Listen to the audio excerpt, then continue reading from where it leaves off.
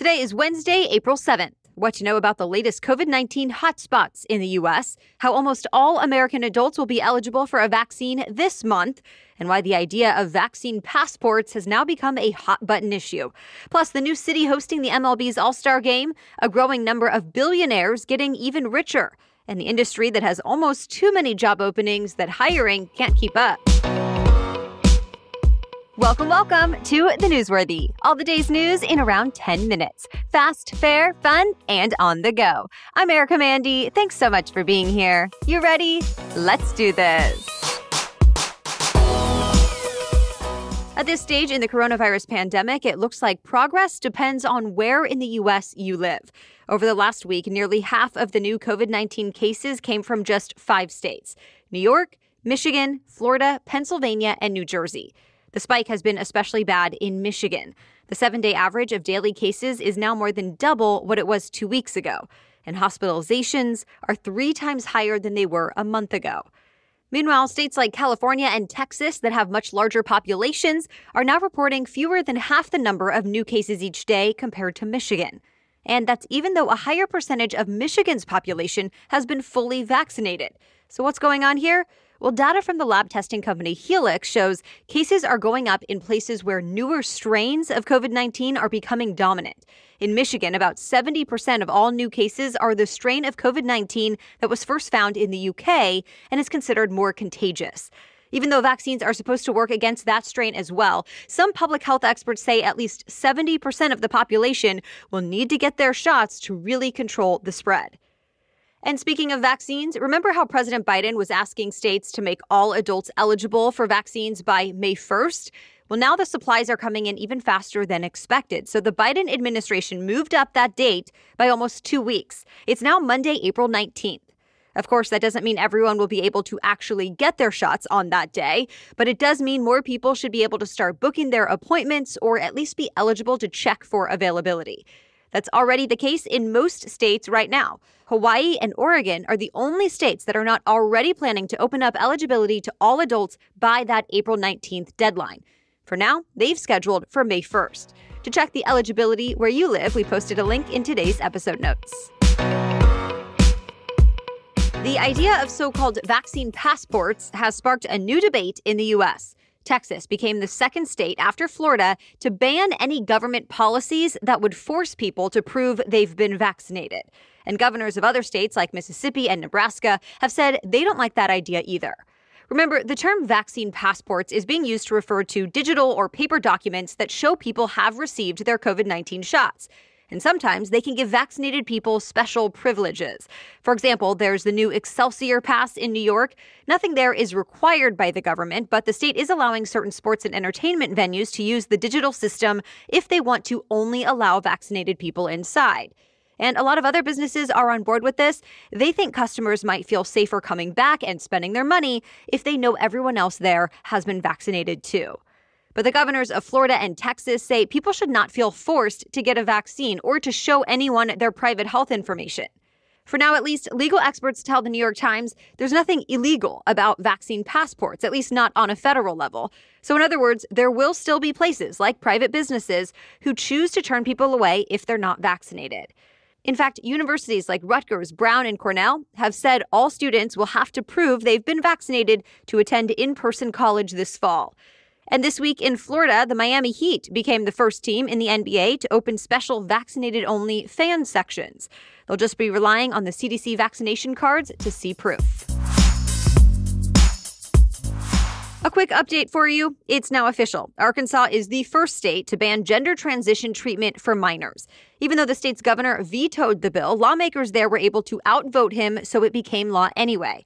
It means transgender kids and teens are not allowed to get certain treatments like hormone therapy or surgery meant to affirm their gender anywhere in Arkansas. And doctors are not allowed to refer patients anywhere else for those kinds of procedures or treatments. It also means anyone under 18 who's already getting treatment will now have to stop or go to another state. Supporters of this new ban say children just are not able to comprehend the long-term implications of that kind of medical care. But critics say those decisions should be up to their parents and doctors. The ACLU does plan to challenge the Arkansas ban in court, while some other states are thinking about passing similar laws. The world economy could bounce back even sooner than expected. That's according to a new outlook from the International Monetary Fund, or IMF. The global lending agency says it now expects the economy to grow by 6% this year alone. If that really happens, it would be the fastest expansion in IMF records dating back to 1980. And it'll put the world in an even better spot than it was before the pandemic started. The IMF credits in part the trillions in relief money the U.S. Congress has passed. Other governments and central banks around the world have also poured trillions of dollars into the global economy. And the IMF cites the vaccine rollout now moving faster than ever. Still, the outlook varies country to country because of longstanding inequalities around the world, and vaccine distribution has been unequal as well. The IMF says economies in India, China, and the U.S. are expected to grow the most.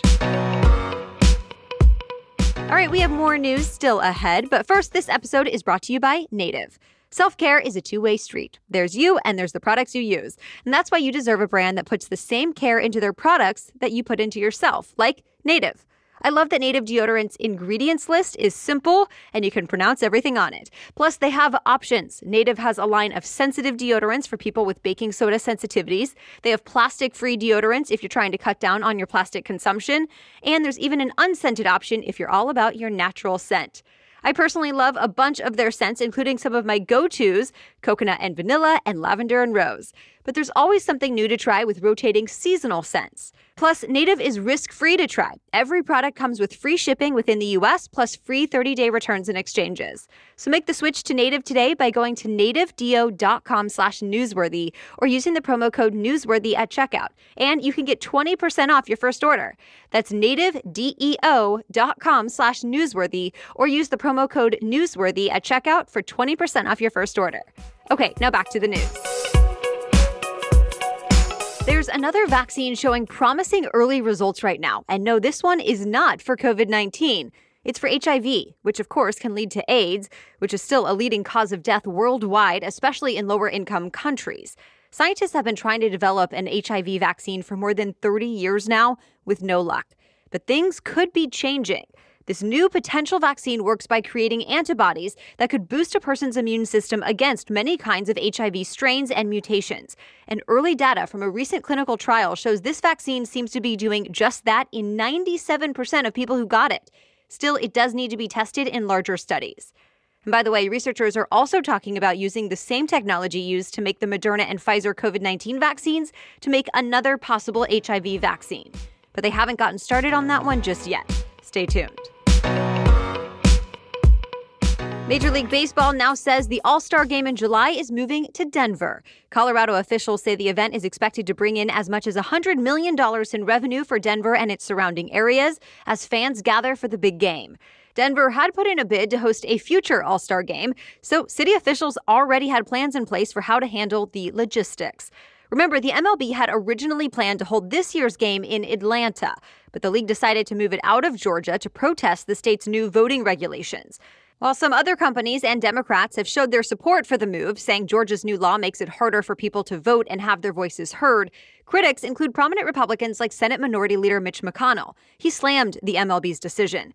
This week, McConnell accused the MLB and other companies of using what he calls economic blackmail to influence public policy and said corporations should stay out of politics. So how would you feel about taking your Starbucks cup back to the store so it could be washed and used again? The coffee giant is testing out this system at 5 stores in the Seattle area right now. The idea is it might help the chain reduce waste that ends up in landfills. Starbucks says it distributes about 6 billion cups globally each year, and it wants to bring that number down. So here's how the Borrow a Cup program works for now. Customers ask for a reusable cup and pay a $1 deposit for it. Participating stores have kiosks set up for customers to drop off their reusable cups. Once a cup is returned, customers can get their dollar back and 10 rewards points. The cups get professionally sanitized with commercial dishwashing equipment, then returned to circulation in 24 hours. In Seattle, the Borrow a Cup pilot program lasts through the end of May. There are now more billionaires in the world than ever before. Forbes released its 35th annual Billionaires list this week. The media company says the number of people on the list exploded over the past year, with a new person reaching billionaire status every 17 hours. Amazon founder Jeff Bezos tops the list with an estimated net worth of about $177 billion. Rounding out the top 5 are Tesla CEO Elon Musk, luxury retailer Bernard Arnault, Microsoft founder Bill Gates, and Facebook founder Mark Zuckerberg. Overall, there are now nearly 2,800 billionaires in the world, including nearly 500 new billionaires. They include Whitney Wolfe Herd, who's in charge of the dating app Bumble, as well as reality star and businesswoman Kim Kardashian. A Forbes exec told Reuters, while the coronavirus pandemic was bad for the economy as a whole, the opposite was actually true for the world's wealthy. He says, quote, "The very, very rich got very, very richer." And that's it for the main news today, but now it's time for Work Wednesday, when we break down one interesting career or work-related news story every Wednesday. But first, this episode is made possible thanks to Lightstream. If you're interested in paying less interest on your credit card balances, Lightstream offers credit card consolidation loans from 5.95% APR with autopay and excellent credit. So that's lower than the average credit card interest rate. Lightstream believes that people with good credit deserve a better loan experience. In fact, many lenders have application or processing fees, but with Lightstream, there are simply no fees. So if you're interested in learning more about this, you can go to lightstream.com/newsworthy to see a rate table and a quick calculator, even before you're asked to put in any personal information. Plus, just for the Newsworthy listeners, you can apply now to get a special interest rate discount and save even more. The only way to get the discount is to go to lightstream.com/newsworthy, LIGHTSTREAM, lightstream.com/newsworthy. It is subject to credit approval. Rates range from 5.95% APR to 19.99% APR and include 0.50% autopay discount. Lowest rate requires excellent credit. Terms and conditions apply and offers are subject to change without notice. Visit lightstream.com/newsworthy for more information. Okay, now back to Work Wednesday. The restaurant industry is going on a hiring spree. Last month, more than 176,000 people started new jobs at restaurants and bars. But now that more restrictions are lifted and people are starting to feel more comfortable visiting restaurants and bars again, a lot more positions are still open. As a whole, the restaurant industry still has 1.2 million fewer workers than it did at the same time last year. So businesses are short-staffed and employees are working extra shifts.